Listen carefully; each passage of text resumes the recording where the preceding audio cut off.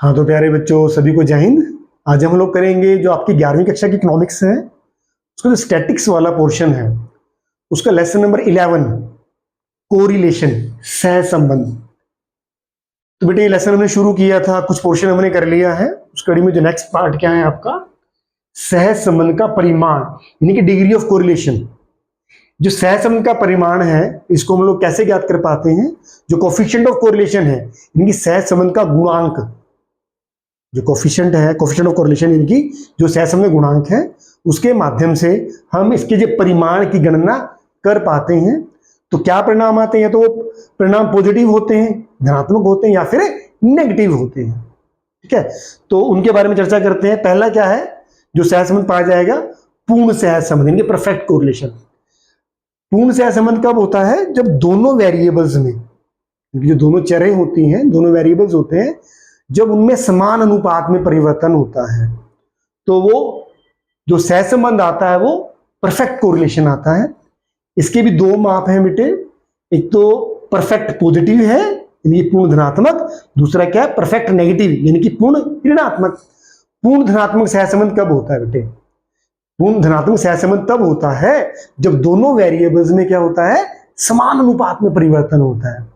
उदाहरण के लिए मैं कहता हूं कि जिस अनुपात में किसी वस्तु की कीमत बढ़ती है, अगर उसकी पूर्ति भी उसी अनुपात में बढ़ जाती है, हाँ जी, जिस अनुपात में किसी वस्तु की कीमत बढ़ती है, अगर उस वस्तु की पूर्ति भी उसी अनुपात में बढ़ जाती है, तो क्या होगा? ये परफेक्ट पॉजिटिव कोरिलेशन होगा।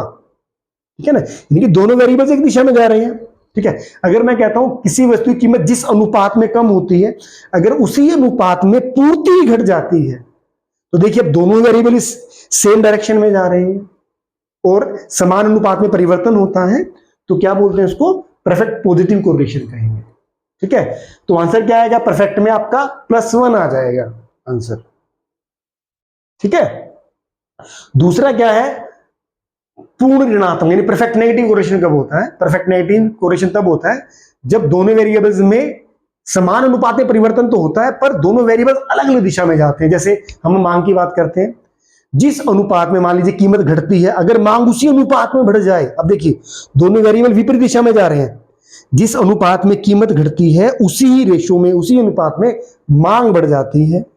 या मैं कहता हूं जिस अनुपात में कीमत बढ़ती है, मांग उसी अनुपात में घट जाती है। अब क्या होता है? दोनों वेरिएबल विपरीत दिशा में जा रहे हैं और दोनों में परिवर्तन समान अनुपात में हो रहा है, तो जो क्या होगा उसको बोलेंगे परफेक्ट नेगेटिव कोरिलेशन। तो आंसर क्या आएगा? -1 आएगा। क्यों? क्योंकि जो बेटे जो कोफिशिएंट ऑफ कोरिलेशन होता है, जो इसका मान क्या होता है, वो 0 से ज्यादा होता है और 1 से कम होता है। इसको हम R से डिनोट करते हैं, यानी कि 0 less than R less than 1, यानी कि जो R की वैल्यू है, जो कोफिशिएंट की वैल्यू है, वो 0 और 1 के बीच में रहती है। ठीक है बच्चे, समझ में आ गया बेटे आपको ये? अब तीसरा क्या है बेटे? सहसंबंध की अनुपस्थिति, absence of correlation. Absence of correlation का मतलब क्या है यहाँ पे? जब दो वेरिएबल्स में बेटे कोई भी सहसंबंध नहीं पाया जाता। जैसे मैं कहता हूं अगर पेन की कीमत बढ़ने का गेहूं के उत्पादन में क्या प्रभाव पड़ता है? हाँ जी, अगर पेन की कीमत बढ़ जाए, पेन की कीमत बढ़ने से या घटने से गेहूं के उत्पादन पर क्या प्रभाव पड़ता है? तो आप ये समझ सकते हैं कि पेन की कीमत घटे या बढ़े, गेहूं के उत्पादन में कोई प्रभाव नहीं पड़ेगा। इसका मतलब क्या है? जो दोनों वेरिएबल्स हैं, कौन से? पेन की कीमत और गेहूं का उत्पादन, इन दोनों में कोई भी सहसंबंध नहीं है। तो ऐसी अवस्था में क्या होगा? सहसंबंध की अनुपस्थिति रहती है। तब आंसर क्या रहेगा? धनात्मक भी और ऋणात्मक दोनों 0 रहेगा।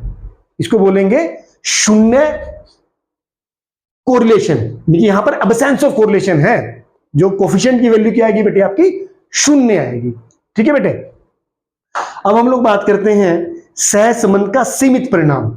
देखिए अगर हम वास्तविक जीवन में देखते हैं, ज्यादातर देखने में क्या आता है कि जो परिमाण आता है कोफिशिएंट का, गुणांक का, कहीं ना कहीं वो सीमित परिमाण आता है। सीमित, जैसे कहीं सामाजिक जीवन हो या हमारा आर्थिक जीवन हो या व्यवसायिक जीवन हो, तो कहीं ना कहीं जो कोफिशिएंट की जो वैल्यू होती है, जो सहसंबंध पाया जाता है दो वेरिएबल्स में, वो सीमित मात्रा में पाया जाता है।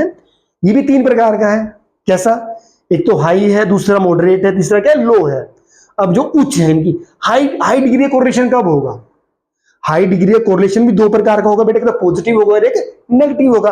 अब हाई डिग्री पॉजिटिव कोरिलेशन क्या होगा, जब कोफिशिएंट की वैल्यू क्या आएगी, प्लस 0.75 और +1 के बीच में आती है। बात समझ में आ रही है? जब कोफिशिएंट की वैल्यू क्या आती है, इनकी आर की वैल्यू या आर का मूल्य क्या आता है, प्लस 0.75 और प्लस के 1 के बीच में आएगा, तो हाई डिग्री पॉजिटिव कोरिलेशन होगा। ठीक है। और अगर वैल्यू आपकी -0.75 और -1 के बीच में आती है, तो हाई डिग्री का नेगेटिव कोरिलेशन होगा। ठीक है बेटा, समझ में आ रहा होगा आपको। दूसरा क्या है बेटे, मध्यम, मॉडरेट। दो वेरिएबल्स में जो मॉडरेट यानी कि मध्यम कोरिलेशन कब होगा, मॉडरेट कब होगा, जब अगर मैं पॉजिटिव की बात करूं, मॉडरेट पॉजिटिव कोरिलेशन की बात करूं, तो वैल्यू क्या आएगी, जब मॉडरेट कब होगा, जब आर की वैल्यू क्या आती है, प्लस 0.25 और प्लस 0.75 के बीच में आती है, तो ये मॉडरेट लेवल का पॉजिटिव कोरिलेशन होगा। अगर आर की वैल्यू -0.25 और -0.75 के बीच में आती है, तो मॉडरेट लेवल का नेगेटिव कोरिलेशन होगा।